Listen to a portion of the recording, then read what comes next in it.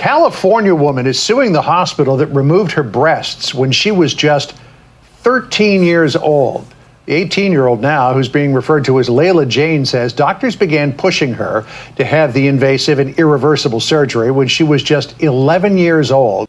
Hello everyone, welcome to the Blind Follower channel. And please, if you have not subscribed to my channel, please do hit the subscribe button right now and turn on the notification bell so that you can get notified whenever I post another video.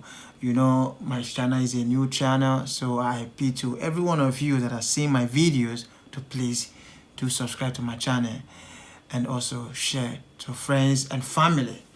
So today we're gonna be reacting to another video of a 13-year-old trans girl that got her breast cut off at the age of 13. Oh man, 13. Man, these people are heartless. These people are heartless. But anyway, let's dive in and see as we react to it together. Let's go. 13 years old.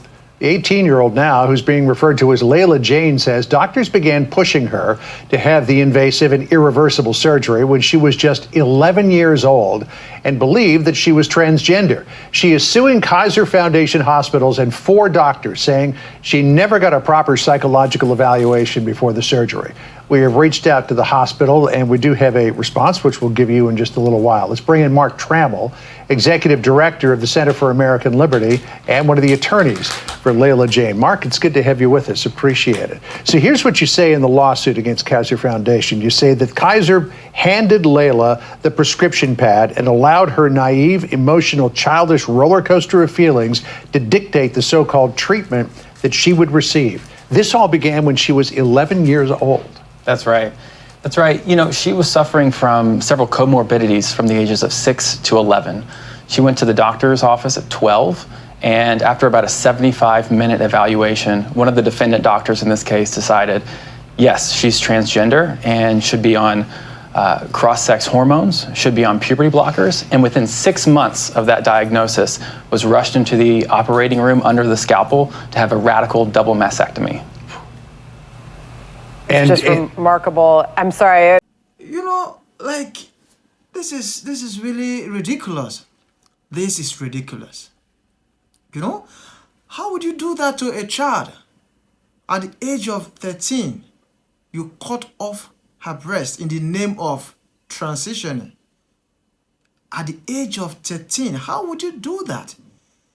Like, I don't understand what is really wrong with these people. Because for all I know, at the age of 13, you're not allowed to drive. You're not allowed to drink. You're not allowed to go to clubbing and maybe like even voting. You're not allowed to do that.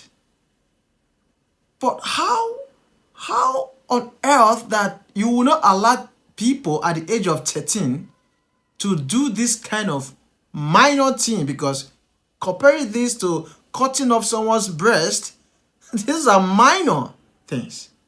How would you not allow children to do those kind of things, but you could allow them to make a decision on cutting off their breast or their private part or whatever? Who does this? Like what? Like who are these people? Oh man. It's America, man. I was going to get in here. This is the detransitioner, Laura Buck. This is this morning on this network on the conveyor belt system to get kids surgeries. And I'll get your reaction out of this. We have a plethora of young girls and boys, but girls especially, that are having identity issues, normal issues through puberty, or more severe issues with autism, trauma, mental health issues. And they are going into clinics and saying, I need help with my gender dysphoria. And they are being fast-tracked on a conveyor belt-like system to getting surgery and hormones, which create permanent damages instead of addressing their actual mental health concerns. Going back to the initial story at hand with this 18-year-old California woman now suing over having her breast removed at the age of 13. Why are these serious, life-changing decisions being made so quickly? Yeah. It's a great question. I think there's a lot of financial profit to be made in having these life-changing decisions being made at an early age. We saw recently Vanderbilt Hospital having to shut down its gender transition clinic after a physician there was caught on camera saying that this was a cash cow for them. The challenge here is that if you get a child on puberty blockers at a young age, they're going to be on those puberty blockers for the rest of their lives. So it becomes very profitable for Big Pharma. Right. So we've spoken with another young woman. She's 25 years old now, who was transgender, went through surgery, and is now detransitioning. Her name is Prisha Mosley. Here's what she said about this idea that society is pushing, that helping a child transition through gender surgery is helpful to them. Here's what she says. It is only harmful. Whatever you're going through that caused the gender dysphoria is still going to be going on after you undergo gender reassignment. You'll still be traumatized or struggling or mentally ill or whatever it is, but just now in a mutilated body. Everyone is uncomfortable during puberty, and doctors have found a way to make money off of that discomfort and medicalize puberty. You allege. You see? So this thing is just all about money and also destroying lives. Because whatever that is going through your head that makes you feel like a man or you feel like a woman, it's just a mental illness.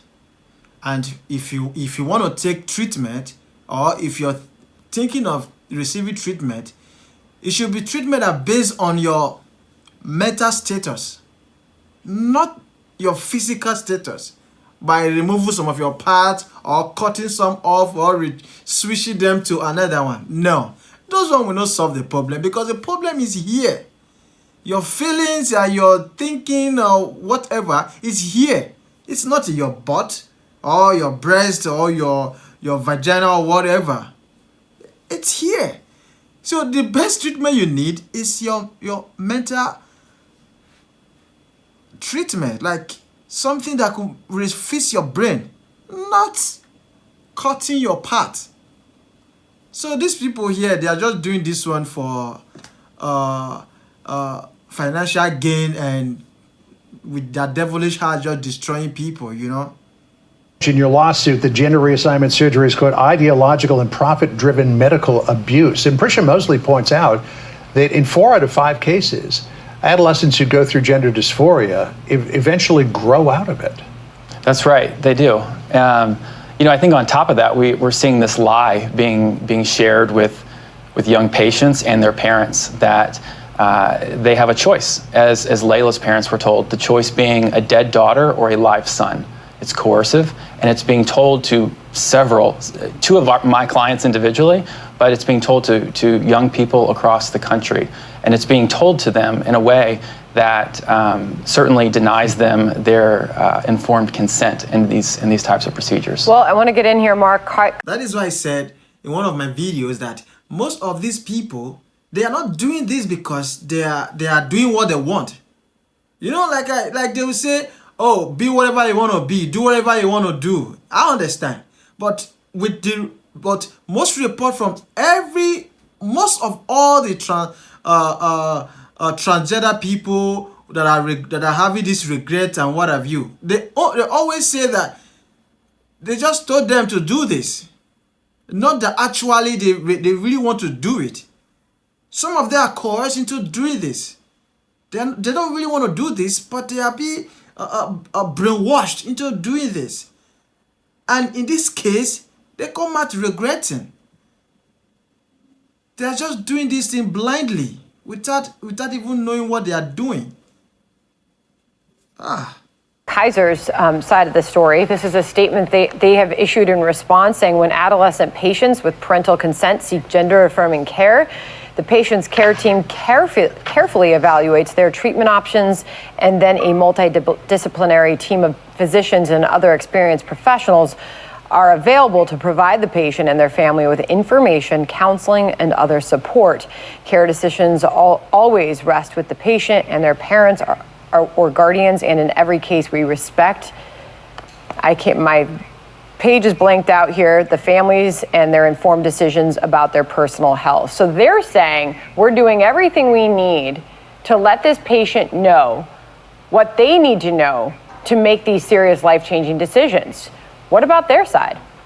Sandra, if they were truly doing that, they wouldn't be concealing less invasive treatment options. They wouldn't be concealing counseling options to these young people. They also wouldn't be concealing medical scientific research that would dissuade them from transitioning. You know, I think the best study out there is this study out of Sweden. It's a 30-year study that shows that young people, especially women who transition, actually have a greater, it's a 40-fold increase in suicide risk. So when they're telling parents and they're telling young people, you really have no choice, suicide's inevitable, it's not true.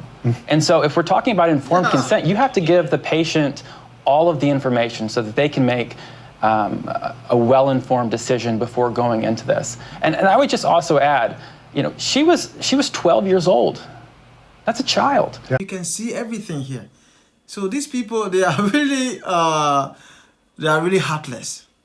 So they're just doing this for just money driven, like just for financial gain, you know, to make a hell of money, you know, from government and individuals, and at the same time condemning lives. So these people just go to the field of medical just to make money and then destroy people. And this is America, you know, and this is the American dream, you know, that they want other parts of the world to emulate, you know, imitate their way of life, you know, propagating this LGBTQ community and trying to influence it across the globe. This is absolutely nonsense. Ah, gosh.